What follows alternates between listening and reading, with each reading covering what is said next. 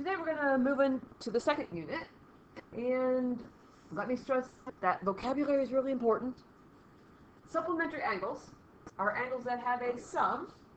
Sum means that we add to be 180 degrees. Another type of angle is called the complementary angles, and they are angles that have a sum. Again, there's that word sum, which means that it adds to be 90 degrees. Adjacent angles. Adjacent angles are angles that share a common side and a common vertex that do not overlap. So as we look at the picture off to the side here, I'm going to pull out the highlighter again.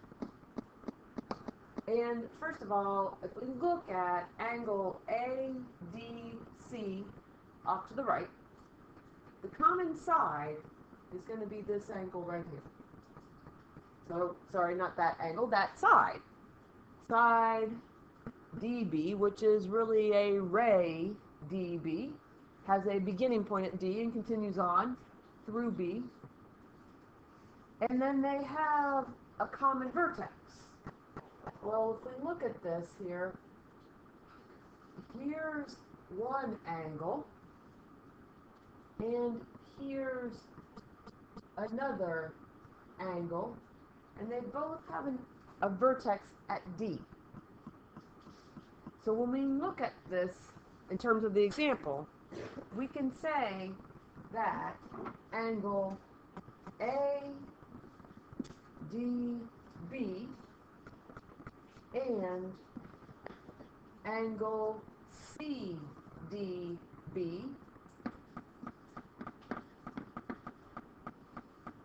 are adjacent. And one of the ways that I think about adjacent is I think of it as side by side. They're two angles that are right next to each other.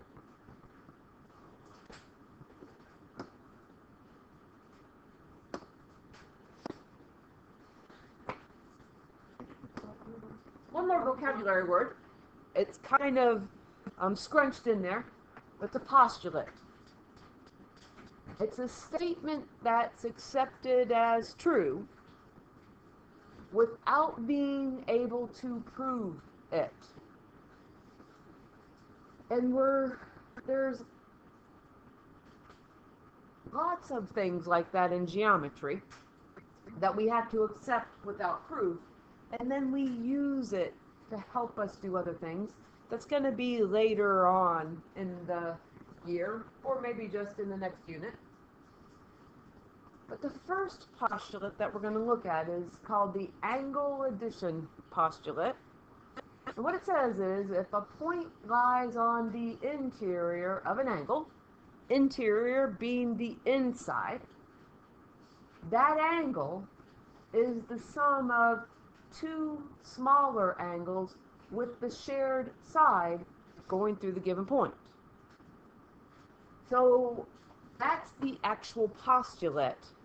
How does that translate to us in more understandable terms?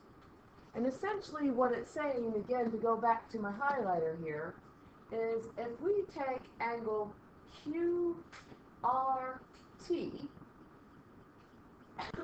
and we take its adjacent angle, which is angle SRT, and we add those two together, it will form the entire angle of angle QRS.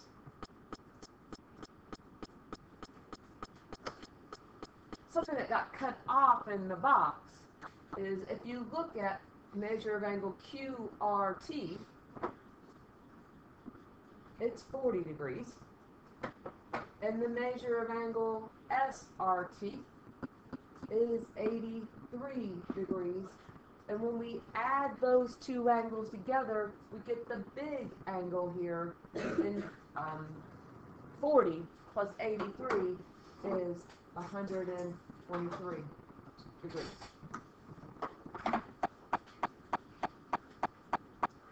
let's look at a couple more examples just to get this more in our mind. It says, use the angle addition postulate to find the measure of the unknown angle. So we want to find the measure of angle TMF. And what we see in this problem is that the measure of TMW is 27. And the measure of FMW is 63.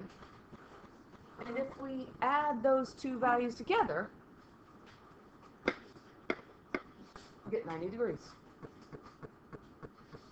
So those two happen to be complementary.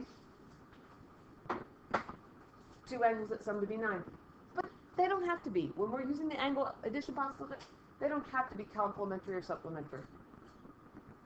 Again, if we look at this, if we take angle XLC, which is 39 degrees, and we add it to angle VLC, which is 103 degrees, and we add these two together, we end up with 142 degrees for our entire angle of XLV.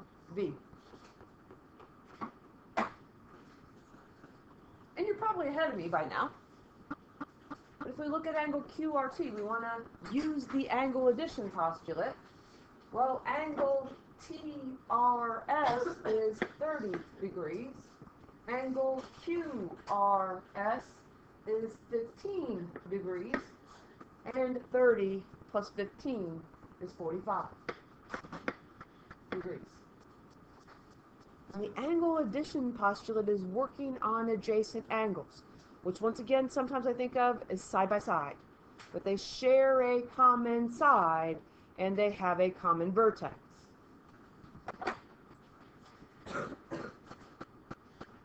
Down here, in example 2 now, let's use more application. Using the angle addition postulate, find the value of the missing variable. And what we know in this particular case is that angle ABD, super disoriented there, but angle ABD is 100. So if we use the angle addition postulate, what we can say then is that 4x plus 2, the measure of angle ABC, plus the angle DBC, 3x minus 7, has a total of 100. So we know that value. We know the overall angle. And now we're going to use our solving equation skills to finish this. Which means that we're going to combine like terms. 4x and 3x or 7x. 2 minus 7 minus 5 and that equals 100. We want to add 5 to both sides.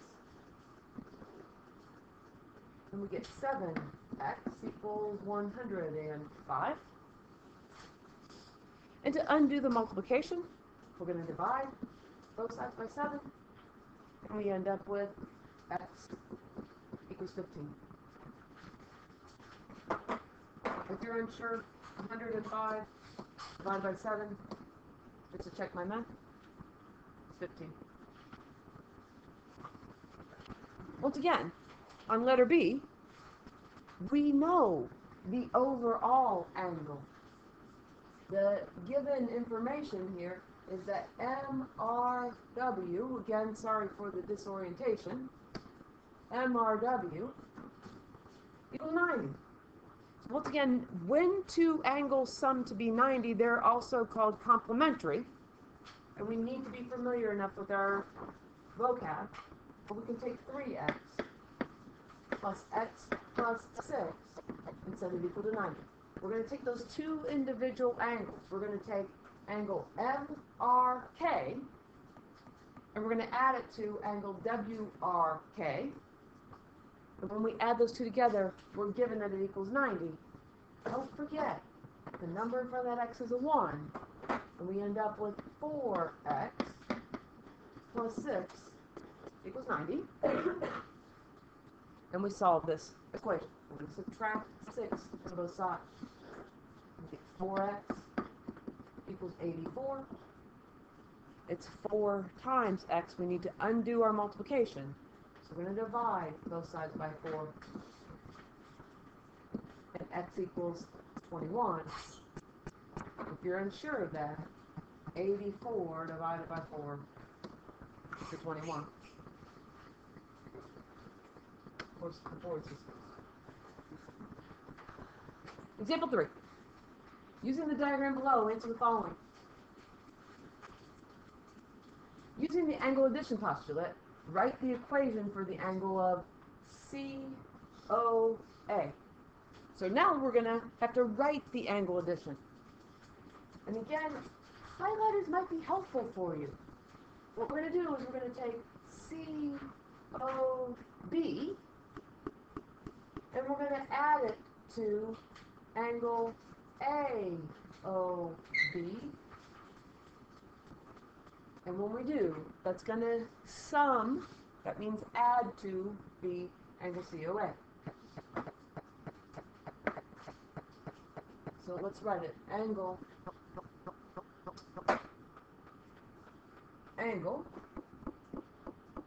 COB plus angle AOB equals angle COA. Remember that the notation for angle is kind of that sideways D. And once we have that set up, then the next part says, if the measure of angle 1, so over here, that's the green angle, is 4x plus 20, and let's write it in there, 4x plus 20, and the measure of angle 2 is 100, we want to find the value of x. But we could do one more thing here, because what kind of angle is the angle COA? And it's a straight angle. And if you think about straight angle, how many degrees in a straight angle? Well, hopefully you know that a straight angle has 180 degrees in it. And you can't see it completely on here. I can probably draw it a little bit better. But sometimes what I call that is I call it a protractor. It looks, that red arc there looks like a protractor. And how many degrees in a full protractor? 180 degrees. So if we want to solve this, now we're going to take 4x plus 20 plus 100. And we're going to set it equal to 180. And now we can solve. Combining like terms, 20 and 100, we get 4x plus 120 plus 180. We need to figure out what x is, so we're going to subtract 120. So 4x equals 60. And then 4 times x. Divide both sides by 4. And I'll let you type it in the calculator if you need to. So in this case, our value of x is 15. Same idea on the next problem. And now that you've seen one, it probably makes sense. A different diagram. But it says using the angle addition. And what the highlighter may do. So if we use the angle addition postulate, what we're going to be combining here is we're going to take measure of angle ABD. And we're going to combine it with angle CBD. Notice how they share a common side and a common vertex, so those are adjacent angles. And when we write this angle addition postulate down, that's exactly what we're going to write. Angle ABD plus angle CBD equals the measure of angle ABC.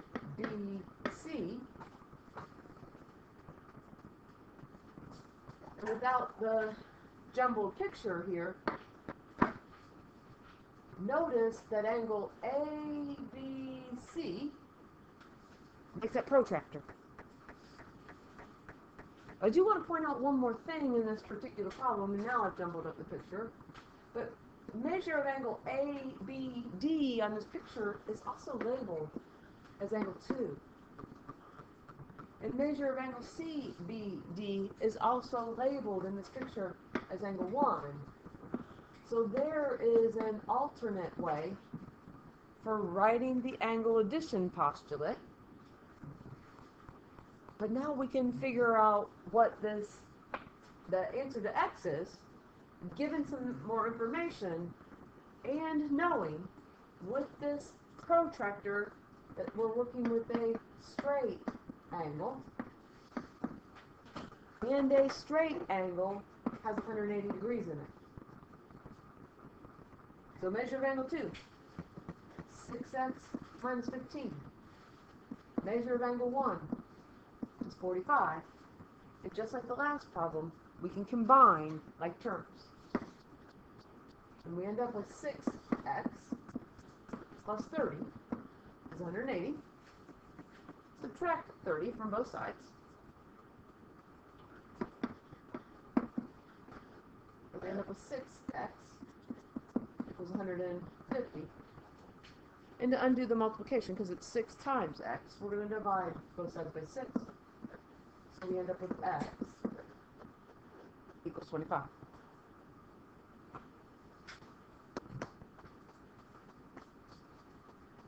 And from examples 3 and 4, it seems that adjacent angles form a straight angle that will always add to be 180 degrees.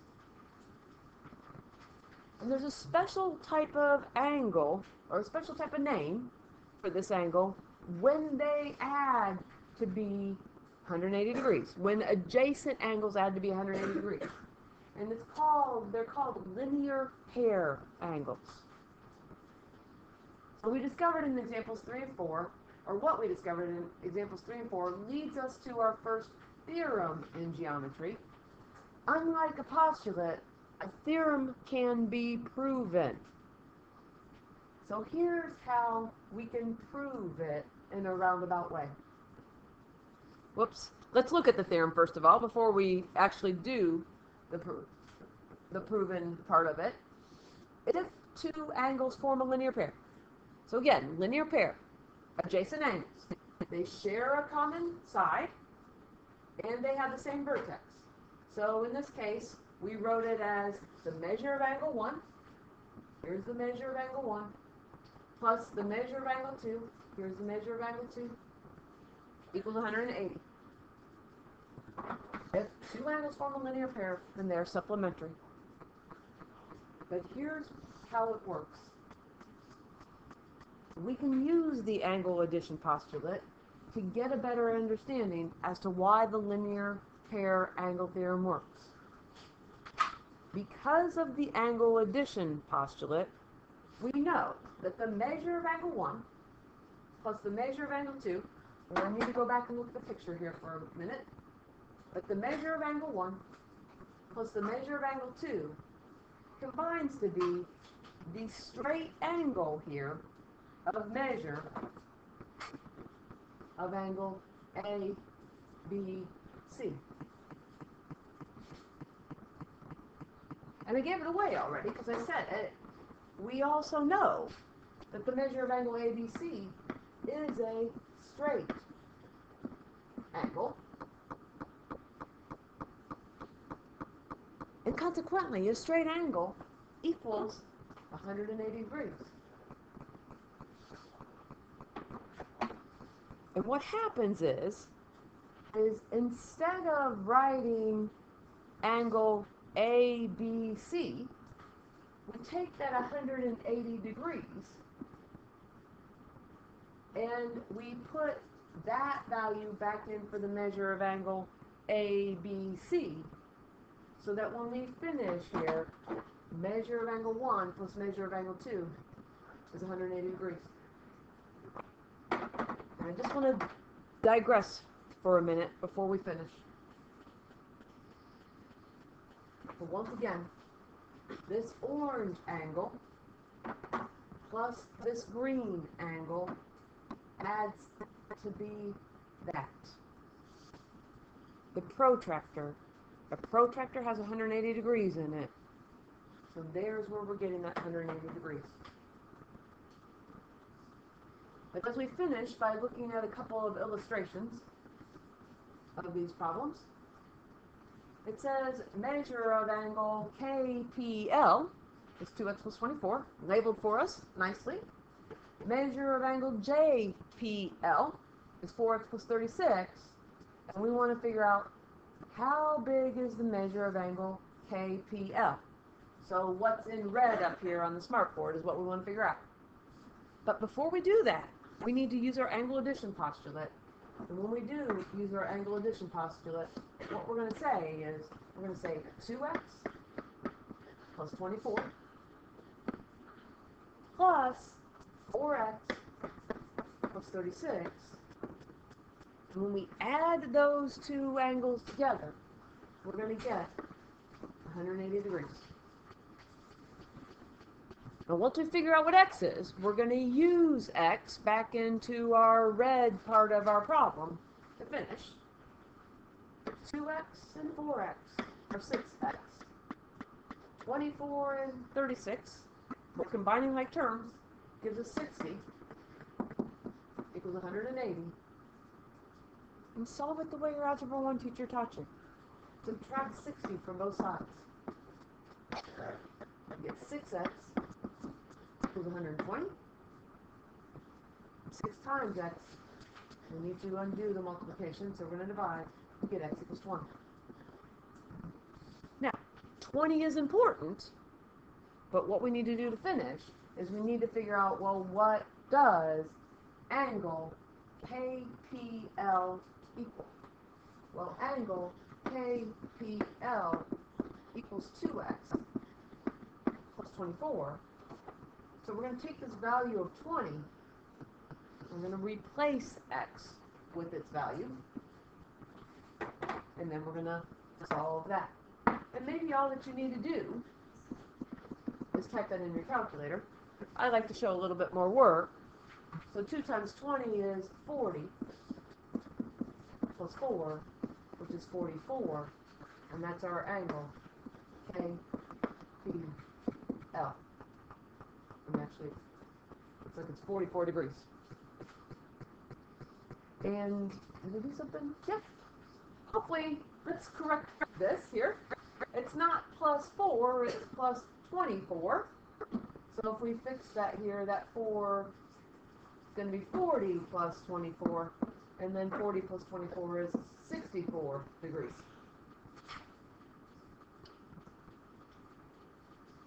And to finish. Same kind of thing here. We want to find the value of the missing variables. So we need to figure out what x equals. We need to figure out what y equals. And if we look here at the places where we have x, we have a 3x plus 5 at angle AED. And we have a measure that has an x in it of x plus 15 at BED. These two angles right here form a protractor, which ultimately means that they form they add to be 180 degrees. So I made my protractor a little bit too big, but it's 3x plus 5 plus x plus 15 equals 180. There's the linear pair. It's a special kind of adjacent angle. Adjacent angles shares a common side and a common vertex. Doing the algebra now. 3x plus 1x is 4x. 5 plus 15 is 20. equals 180. Subtract 20 from both sides. And we get 4x equals 160. And it's 4 times x. Divide both sides by 4. And we end up with x equals 40. Same thing over here, because we're finding the values of the missing variables. We're not figuring out how big the angles are. If we look at the y's, the same idea happens. Y plus 20 at angle AEC. And angle BEC is 4y minus 15. We can add those two together. Here's another protractor. So we have y plus 15, not equals, y plus 15 plus 4y minus 15 equals 180. A special kind of linear pair. If two angles form a linear pair, then they're supplementary. They add to be 180. And as we look at this here, I have to write down the problem correctly, but it's y plus 20 plus 4y minus 15, checking myself. A reminder here that this is 1y with the disorientation over there. So 1y plus 4y is 5y. 20 minus 15 is 5. Equals 180. Subtract the 5 from both sides. And we get 5y equals 175. And when we divide both sides by 5, we end up with y equals 35.